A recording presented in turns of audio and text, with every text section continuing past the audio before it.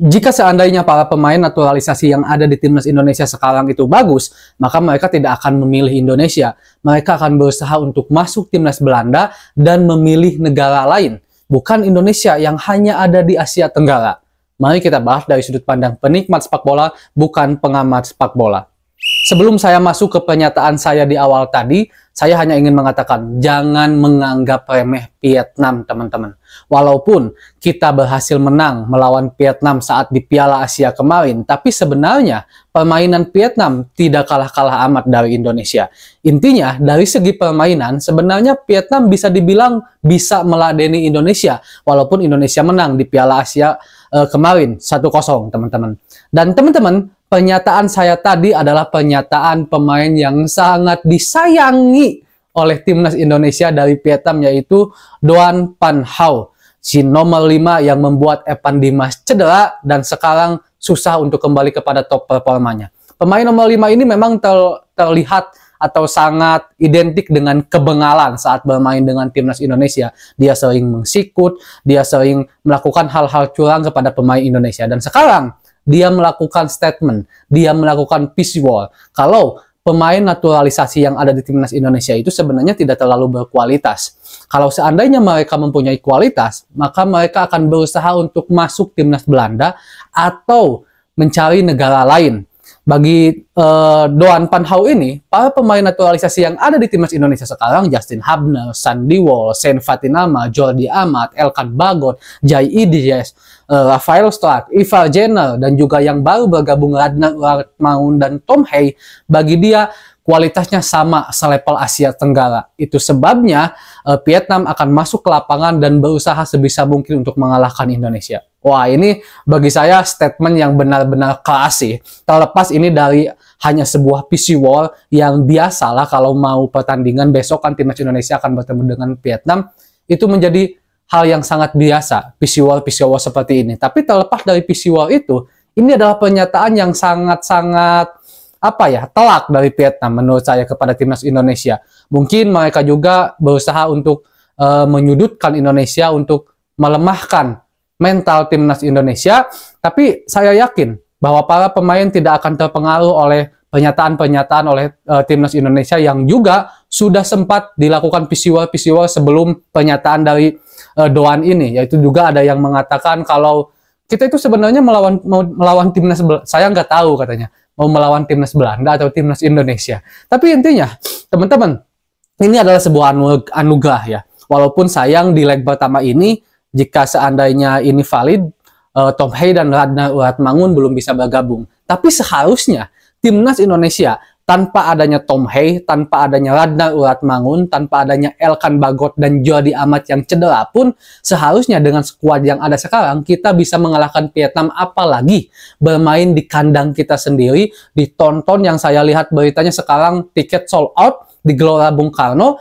itu jelas akan menjadikan tekanan kepada Vietnam. Walaupun kita juga harus akui kalau mental Vietnam sekarang itu luar biasa banget. Teman-teman, kita harus akui kualitas permainan Vietnam. Tapi kita juga harus optimis dan percaya diri kalau timnas Indonesia bisa mengalahkan Vietnam besok. Nah, kurang lebih menurut saya sepertinya Jai Ijes akan diturunkan dari menit awal. Ditambah tidak adanya seorang Jordi Amat yang cedera, dan Asnawi Mangku Alam juga tidak akan bermain, teman-teman, karena akumulasi kartu ya, kita harus ingat itu juga. Dan kita akan melawan Vietnam dengan skuad lengkap, termasuk Tom Hay, termasuk Radna Uratmangun dan Asnawi yang kembali dari akumulasi kartu di leg kedua nanti. Dan kita berharap dari leg pertama ini kita udah bisa mendapatkan poin, karena poin demi poin dari setiap pertandingan di kualifikasi Piala Dunia terakhir ini sangat-sangat berarti, karena kita telah kehilangan poin penuh saat melawan Irak, dan kita juga kehilangan poin penuh saat melawan Filipina. Itu sih yang paling tidak diprediksi, itu saat melawan Filipina ya, bisa-bisanya kita imbang.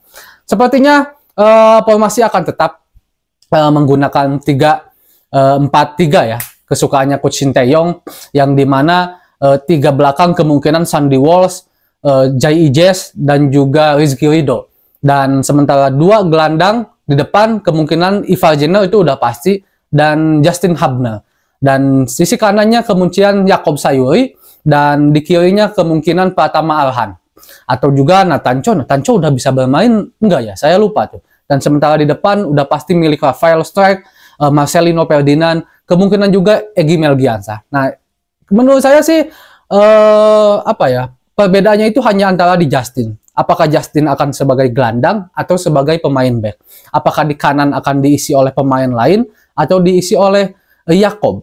Ataukah Jakob digeser ke depan sehingga menemani Rafael Schärk dan Marcelino Ferdinand? Itu saja menurut saya perbedaan-perbedaan yang akan terjadi pemain yang akan diturunkan oleh Coach Sinteyong besok. Kurang lebihnya sisanya kemungkinan besar akan bermain seperti Ivar Jenner, Sandy Walsh, Jai Ije, Luis Guido juga. Dan saya yakin Vietnam pun dengan pengalamannya, dengan permainan Vietnam yang sekarang, mereka juga tidak akan pandang bulu. Mereka juga sangat membutuhkan poin sebenarnya. Apalagi kalau seandainya mereka kalah sekarang di GBK dan kalah di kandangnya nanti di leg 2, Vietnam akan semakin sulit untuk bisa lolos ke fase berikutnya di kualifikasi Piala Dunia. Dan poin demi poin tentunya sangat berguna bagi timnas Indonesia, teman-teman, apalagi bermain di Indonesia.